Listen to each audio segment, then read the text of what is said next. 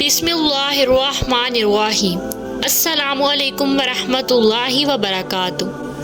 ایک صحابی رسول اللہ صلی اللہ علیہ وآلہ وسلم کے ساتھ ایک غزوہ میں شریک تھے۔ آپ صلی اللہ علیہ وآلہ وسلم نے فرمایا، اپنے اونٹ کے بارے میں تمہاری کیا رائے ہے؟ کیا تم اسے بیچو گے؟ صحابی نے کہا، ہاں۔ چنانچہ اونٹ صحابی نے آپ صلی اللہ علیہ وآلہ وسلم کو بیچ دیا، اور جب آپ صلی اللہ علیہ وآلہ وسلم مدینہ پہنچے تو صبح اونٹ کو لے کر صحابی آپ صلی اللہ علیہ وآلہ وسلم کی خدمت میں حاضر ہو گیا۔ آپ صلی اللہ علیہ وآلہ وسلم نے صحابی کو اس کی قیمت ادا کر دی۔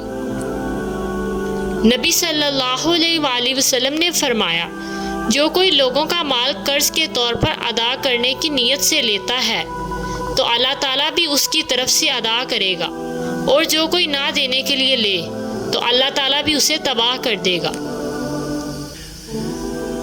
رسول اللہ صلی اللہ علیہ وآلہ وسلم نے فرمایا، اگر میرے پاس احد پہاڑ کے برابر بھی سونا ہو تب بھی مجھے یہ پسند نہیں کہ 3 دن گزر جائیں اور اس سونے کا کوئی بھی حصہ میرے پاس رہ جائے، سوائے اس کے جو میں کسی قرض کے دینے کے لیے چھوڑ دوں۔